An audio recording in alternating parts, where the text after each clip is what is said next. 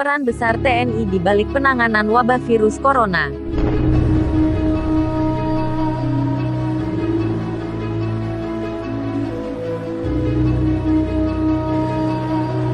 Penanganan virus corona terhadap WNI anak buah kapal World Dream dan Diamond Princess tak banyak menyorot keterlibatan TNI. Padahal, sebagian besar tahapan penjemputan hingga observasi di Pulau Sebaru kecil tak bisa dilepaskan dari keterlibatan prajurit. Kegiatan observasi di Pulau Sebaru ini termasuk dalam operasi militer selain perang di bawah kendali utama dari Panglima Komando Gabungan Wilayah Pertahanan 1. Kogab Wilhan 1, Laksamana Madya TNI Yudo Margono, yang tergabung dalam KOGASG ABPAD, Komando Tugas Gabungan Terpadu. TNI sudah dilibatkan secara langsung ketika pemerintah menjemput ratusan WNI dari Wuhan, China.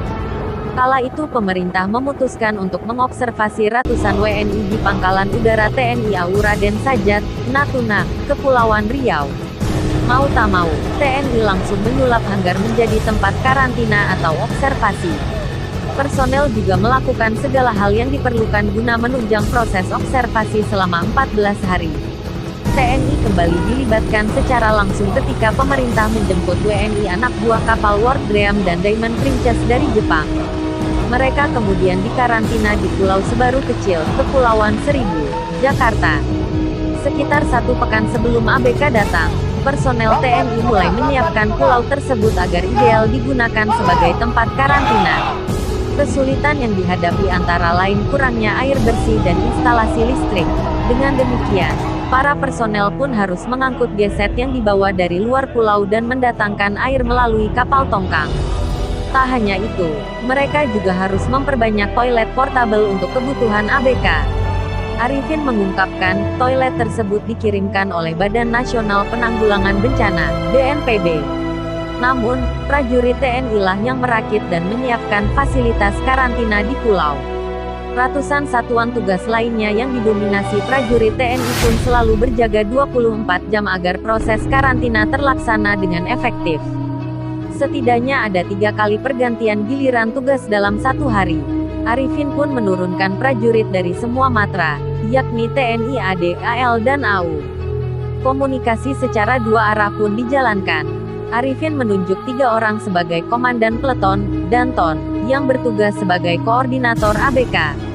Mereka diberikan handi talki, HT, untuk dapat berkomunikasi dengan petugas yang ada di zona berbeda. Namun, dia mengungkapkan, kontak langsung antara peserta karantina dan personel sangat minim. Kontak langsung biasanya hanya dilakukan ketika pengecekan kesehatan. Ketika waktu makan siang tiba, para personel meletakkan makanan yang telah dimasak oleh batalon perbekalan dan angkutan di meja yang berada di zona merah, Red Zone, tempat peserta karantina beraktivitas.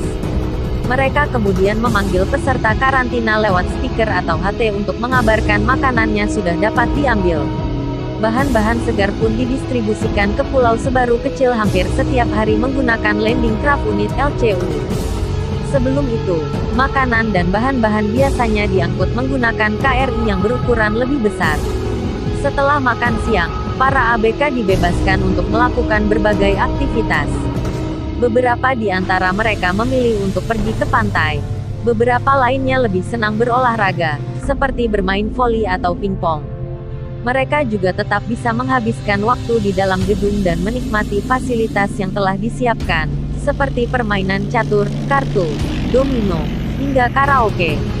Kegiatan tersebut tentunya tetap dipantau lewat CCTV oleh para personel. Thanks for watching this video. Please subscribe our channel.